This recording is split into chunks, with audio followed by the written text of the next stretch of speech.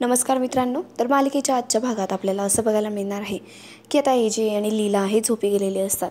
AJ तर कधीच झोपलेला असतो, पण लीलाला सुद्धा एजेंटच्या बाजूला झोप लागलेली असते. खरं तर एजेंटच्या हाताला परत दुखापत होऊ नये म्हणून त्या हाताला तिने उशा वगैरे लावलेल्या असतात आणि त्याच्या बाजूलाच ती बसून असते आणि काही वेळानंतर तिला झोप लागलेली असते. आता सकाळ झालेली असते, एजेंटना जाग आलेली असते आणि ते बघतात तर एजेंटच्या बाजूला लीला झोपलेली असते. एजेंटना वाटतं की लीला रात्रभर आपल्यासाठी काळजी करत अशी बाजूला बसून होती आणि म्हणूनच तिला इथे झोप लागलेली आहे बहुतेक.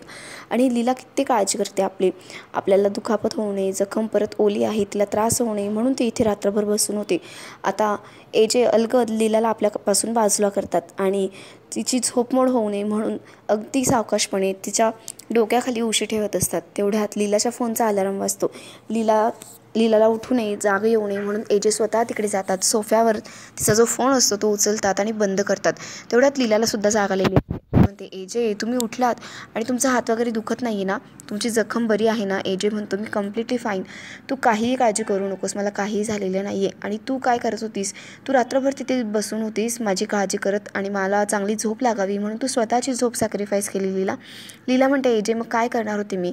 तुम्ही कोस बदलली असती, तुमच्या हाताला परत जोर आला असता आणि त्यामुळे तुमची जी जखम होती परत दुखली असती, म्हणून मी तिथे आले आणि बसले होते आणि नंतर मला डोळा लागला. एजे म्हणतो, ठीक आहे, काही हरकत नाही. एजे म्हणतो, चला मी आता आंघोळ करून घेतो. लीला म्हणते, पण एजे तुमच्या हाताला लागलं आहे आणि जखम खूप मोठी आहे, तुम्ही कशी काय आंघोळ करणार आहात? एजे म्हणतो, थांब मी डॉक्टरांनाच विचारतो. एजे आता डॉक्टरांना फोन करतो आणि डॉक्टर म्हणत असतात की तुम्ही आंघोळ करू शकतात, पण तुमची जखम ओली झाली नाही पाहिजे. लीला म्हणते, एजे ठीक आहे, मी तुम्हाला आंघोळ घालते. असं एजे म्हणतो, काय तू मला आंघोळ घालणार आहेस? लीला म्हणते, हो. एजे म्हणतो, नाही लीला, मला ते अजिबात आवडणार नाही आहे, मी काही लहान आहे का आता मला आंघोळ घालायला? लीला म्हणते, एजे मला माहितीच मला आंघोळ करता येते, पण एका हाताने कसं करणार तुम्ही, सांगा ना. एजे म्हणतो, मी करेल मॅनेज, तू नको काळजी करू. पण लीला काही ऐकतच नसते. एजे म्हणत असतो, हे बघ, तुला जर ऐकायचं नसेल ना तर मला आंघोळच नाही करायची. लीला म्हणते, काय सोल्युशन झालं का एजे? तुम्ही आज आंघोळ नाही करणार पण उद्या तर तुम्हाला करावीच लागेल ना. एजे म्हणतात, ठीक आहे, जा कपाटातून माझे कपडे काढून आण. लीला जाते, कपाटातून कपडे काढते. तेवढ्या तिकडे एजे बाथरूममध्ये गेलेले असतात आणि आतून त्यांनी दरवाजा लावून घेतलेला असतो. लीला येते आणि आवाज द्यायला लागते, दरवाजा उघडा म्हणून म्हणत. जे म्हणतो, नको लीला, मला तुझी गरज नाही आहे, मी करेन मॅनेज, तू जा बघू आता इथून.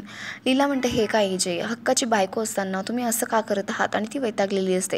इकडे दुर्गा, लक्ष्मी, सरस्वती यांना कालिंदी खूप त्रास देत असते. तिने खूप मोठी भांडी यांना तिघींनाही बाहेर अंगणात घासायला काढून दिलेली असतात. त्या तिघींनाही खूप जीवावर आलेली असते.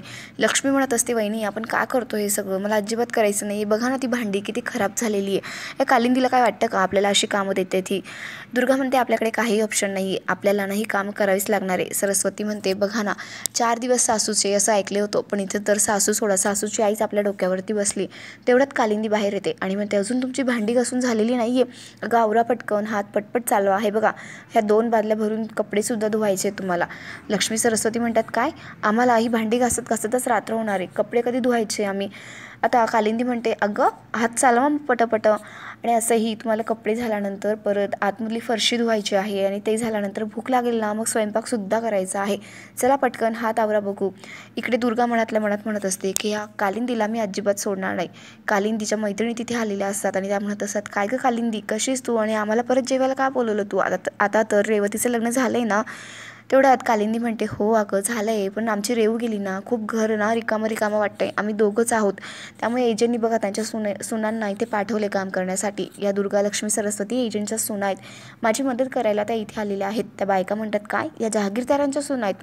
कालिंदी म्हणते, हो अगं त्यांच्या घरी कसं त्यांनी खूप भरजरी साड्या घातलेल्या असतात, दागिने घातलेले असतात आणि त्यामुळे ते ओळखायला येत नाही आज तुम्हाला, पण त्याच आहेत. चला आपण आतमध्ये जाऊया आणि सरबत वगैरे पिऊया आणि गप्पा मारूया, चला बघू.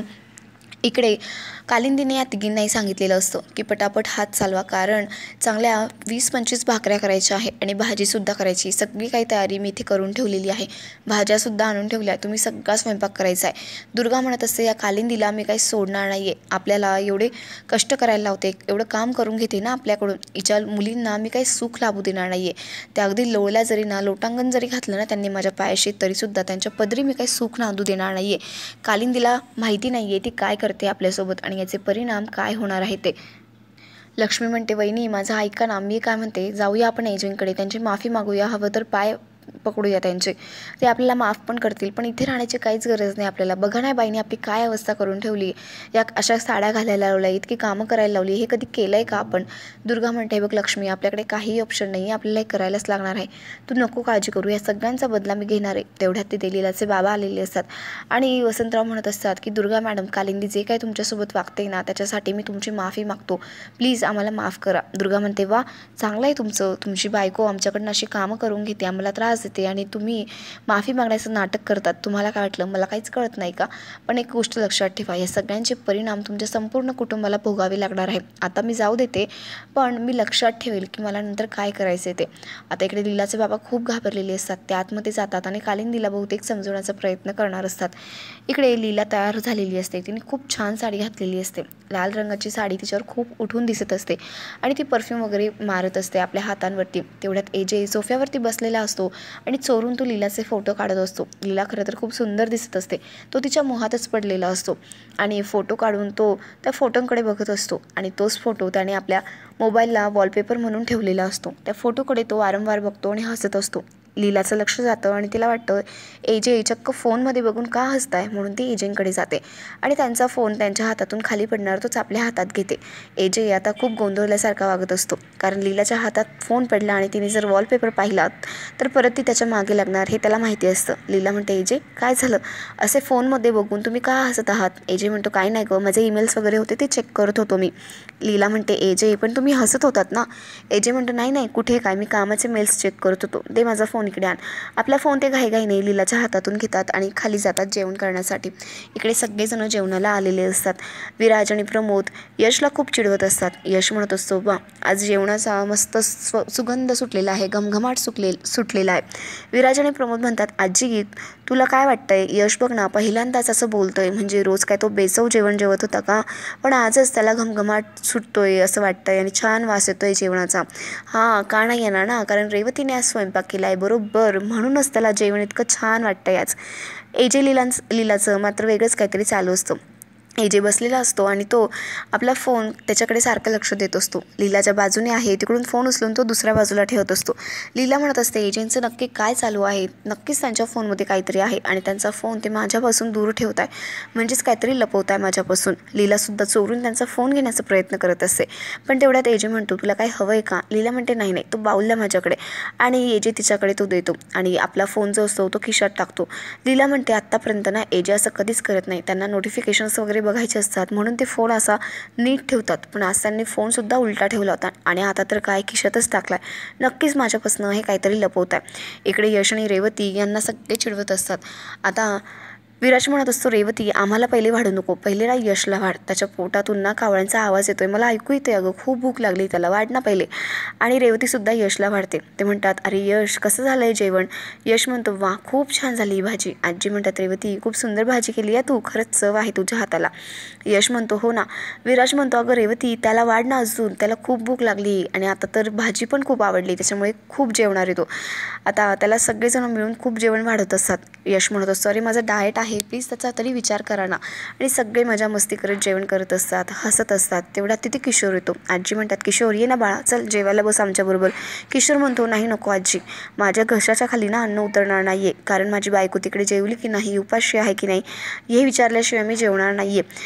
आणि तो तिथून निघून गेलेला असतो. आजी म्हणतात, एजे अभिराम शांत हो जरा, मी बोलते त्याच्याशी नंतर, तू काळजी करू नको. एजेसुद्धा ठीक आहे असं म्हणतो. इकडे दुर्गा लक्ष्मी सरस्वती या चुलीवरती स्वयंपाक करत असतात. कालिंदीने त्यांना बाहेरच चूल मांडायला लावलेली असते आणि म्हणत असते की गॅस संपले, म्हणजे लग्न घर होतं ना तर 3-4 सिलेंडर एक्स्ट्रा आणून ठेवले होते पण तेही संपलेत. दुर्गा म्हणते, तुम्हाला काय वाटतं, तुम्हाला किचनमध्ये आम्हाला स्वयंपाक करू द्यायचा नाही आहे म्हणून तुम्ही असं करतायत ना? तुम्हाला शोभतं काही असं आमच्यासोबत वागायला? किचनमध्ये स्वयंपाक केला तर काय प्रॉब्लेम आहे, असं बाहेर चूल मांडून आम्हाला स्वयंपाक करायला लावताय, आम्हाला जास्त त्रास देण्याचा प्रयत्न करताय का?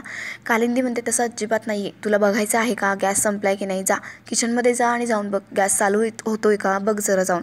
दुर्गा म्हणते, नाही नको. आणि त्या तिघी आता बाहेरच स्वयंपाक करायला घेत असतात. चूल मांडताना त्यांना खूप त्रास होत असतो.